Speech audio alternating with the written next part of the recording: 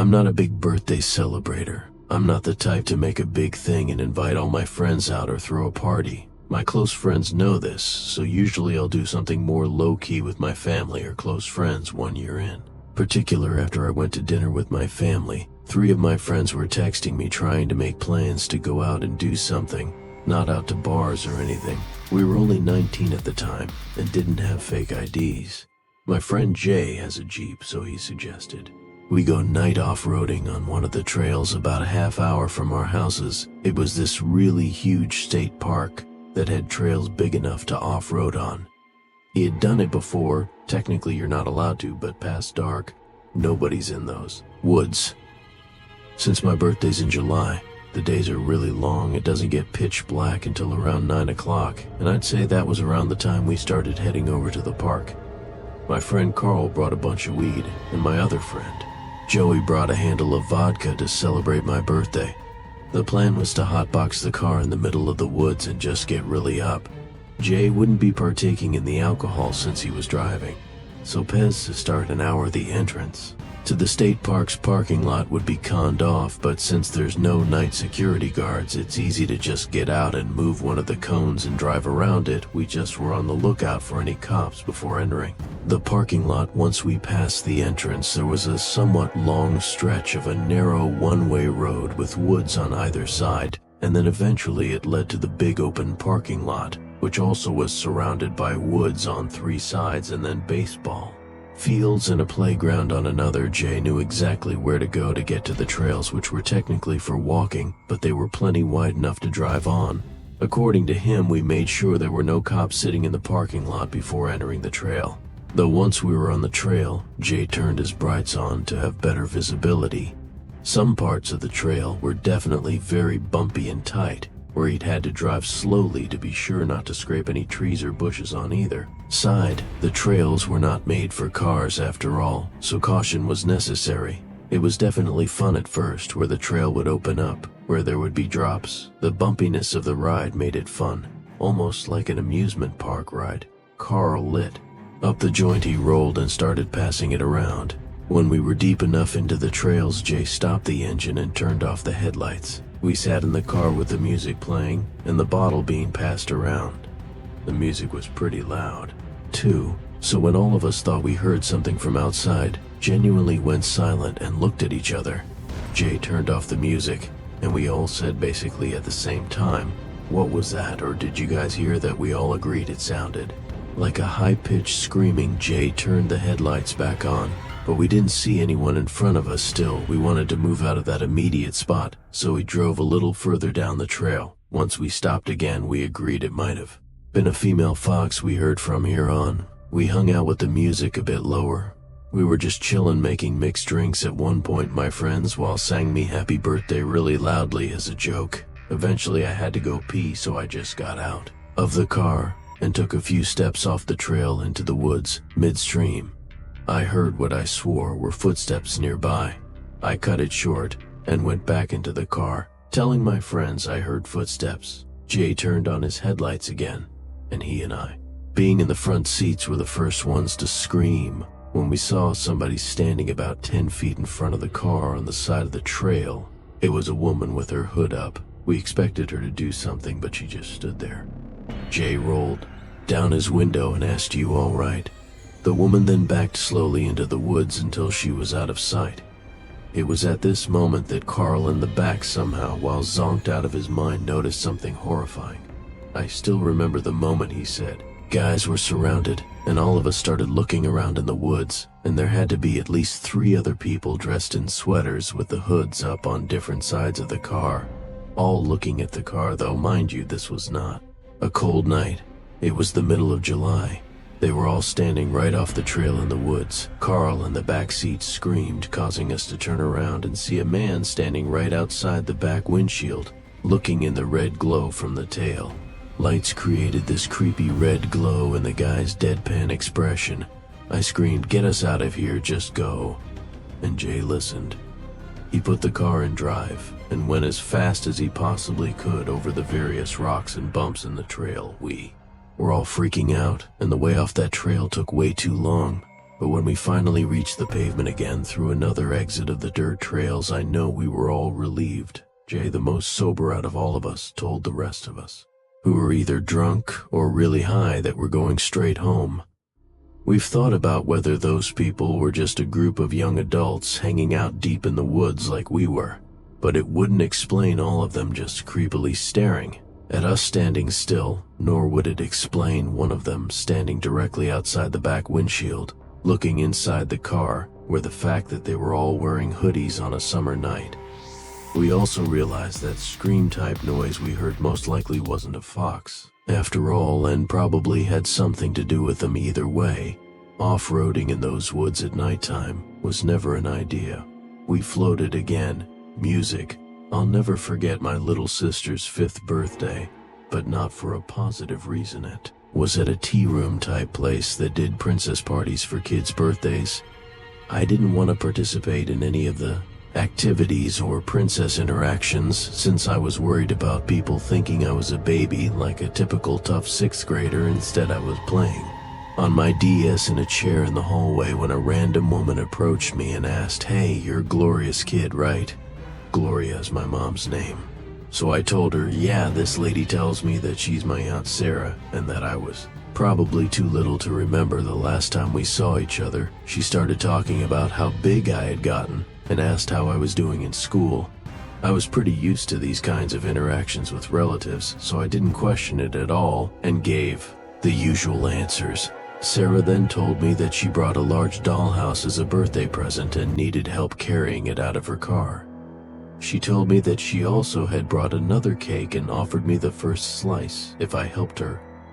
I was almost 12, so I was taught about creeps and the fact that this was an almost textbook kidnapping scenario. But like I said, these kinds of interactions were super common in my family. I also admit that I made the mistake of trusting Sarah more because she was a woman. So I agreed to help and followed Sarah out the back door. The car wasn't parked, it was still running with the man in the driver's seat. Sarah could tell that the man being there made me suspicious, so she quickly told me that that was my Uncle Dennis and started urging me to hurry with the dollhouse before the cake frosting melted. I got a bad gut feeling. Why hadn't she asked Dennis to help her carry the dollhouse in, and why did they keep the car running when there was plenty of empty spots to park in? I stood where I was and refused to move. Sarah's tone became much less friendly, as she was now commanding me to come to the car. I tried to tug my jacket sleeve, but I swatted her hand away and yelled at her to stop. She looked furious, and for a second I thought Dennis was about to step out of the car. Thankfully, we all heard my mom and aunt loudly yelling my name. Sarah jumped in the car, and she and Dennis both took off. I ran through the back door and met my mom and aunt. Halfway inside, I immediately told them what happened. My mom hugged me and told me she was so sorry and that everything would be okay, while my aunt told the tea room workers they basically put the tea room into lockdown and had all the kids gather in one room to make sure no one else had gone missing. Thankfully, no one had. The police eventually came to speak to me about what had happened.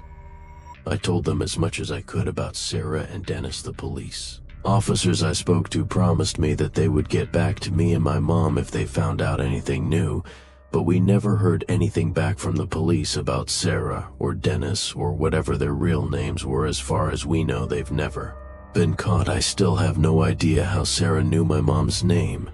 I just try to be grateful that I'm okay and avoid thinking about what would have happened to me if I hadn't listened to my gut and had followed Sarah to the trunk of her car. My uncle is really well off and has a really cool house on the water with a huge backyard and pool. So for my 21st birthday, he let me use the backyard to throw a big party since he was out of town for the month anyway. Since it was my 21st and I wanted to go crazy, I invited all my friends and told them to invite all their friends, just as long as they bring their own beer. The party started at 8. My uncle had a surround sound speaker system in the yard that was perfect for parties. I just plugged my burner phone in and put on a music mix that was good for parties. I told everyone that. I invited to stay out of the house though, unless they were going to the bathroom. It was strictly a backyard party. I quickly realized there were more people than I was anticipating. Almost all of my friends who I invited showed up with extra people accompanying them. And then on top of that, people I didn't even recognize were walking in groups together through the gates, I had to assume. Everyone here was invited by people who I invited, but when there were easily more than 80 people in the backyard, I started getting anxiety about the cleanup and potential damage I'd find tomorrow. I tried my best to keep an eye on who was going in and out of the house. It was a long night though, being the birthday guy. I did get distracted. Often the party got way more crowded before it started to slow down, and eventually police came and shut down the party because multiple neighbors complained, so I had to tell everyone to leave except for a select group of my friends. There were about 10 of us left outside by the pool, and these numbers dwindled down until it was just myself and my friend Rob. My uncle told me I can't have anyone sleep over, but honestly, I didn't think it would hurt if only Rob stayed over. He was blackout drunk anyway and would easily just pass out on the couch. I walked him inside, then went back outside to lock both gates, then locked the back door. By the time I got inside, Rob was already sprawled out on the couch in the living room, and anytime I'd attempt to talk to him asking if he's asleep already, he'd just make a half-effort groan sound, so I left him there. I checked the bathroom to make sure it wasn't too dirty, and minus a couple empty beer cans on the counter, it wasn't bad. The cleanup wasn't going to be too bad tomorrow with the help of Rob. I went upstairs planning to sleep in one of the many bedrooms, wondering why my uncle was so strict with no one staying over when there's literally 4 extra beds, the too fancy. Stairways in the giant foyer led up to an upstairs balcony that overlooks the foyer, then a bunch of bedrooms and 2 bathrooms and another living area. I brushed my teeth with my finger in the upstairs bathroom and went right to sleep. I was drunk too, so I fell asleep with ease. I woke up about an hour later feeling really nauseous. I mixed way too many liquors. I had to run to the toilet to puke. After I puked, I walked back out into the upstairs balcony area and I heard footsteps from down in the foyer. I walked over to the railing of the foyer balcony and looked down. I said, "Rob," and I saw a figure in the darkness below stopped moving. I felt like I could see them looking up at me, but with how dark it was in the house, I couldn't see the person's face or any features. I then heard something from the living room downstairs. The sound of snoring just dawned on me that the person in the foyer wasn't wrong. I said, "Who is that?" thinking maybe it was just another party guest who maybe passed out somewhere drunk earlier, but they didn't answer. I heard more footsteps from the kitchen area downstairs. My heart started pounding. Now I said I'm going back to sleep, pretending like I thought they were just party guests, when in reality, I was going back to the bedroom to lock the door and call 911-1 right away. But then I remembered Rob was down there. I had to try to warn him. I called his number, and someone picked up before saying anything. I said Rob at least 3 times. All I heard was breathing on the other end. I hung up the phone and dialed 911-1 now. And while on the phone and whispering to the 911 operator, the doorknob to the door twisted around, and then there was a light knock on the door. I asked the operator in a whisper if I should say I'm on the phone with the police, and he said, "No, don't announce my presence." I asked, "What about my friend Rob?" And he paused for a second as if he didn't know what to tell me. Then he said, "Just wait in the room until police arrive. If they think my friend is asleep, they probably wouldn't harm him." I could tell even the operator didn't really know what to do about that, but I figured that was the best option too. At this point, all I could do was wait in the locked room, waiting out the intruders until the police got there. The operator told me police were arriving now, and that they would try the front and back doors. The police were able to enter through the back door, which was left open by whoever the intruders were. Only then was I instructed to go downstairs and meet them. I woke up Rob and explained everything to the police while he listened still. Drunk and confused, I searched the house, seeing if anything was missing, but it wasn't my house, so I didn't really know what was there beforehand. My uncle's bedroom was locked and he didn't have many valuables just sitting out in the open. The police searched the entire house before leaving. They said they'd keep an officer on the block for the night, which made me feel a little better. I never told my uncle about this until one day he asked where his Cartier watch was. Apparently it was stolen right from the kitchen drawer by one of the intruders. It was then that I had to tell him the truth, and obviously he was anything but happy he never asked me to reimburse him for the watch, but he also never allowed me to throw any kinds of events at his house again, and I can't blame him for that foreign.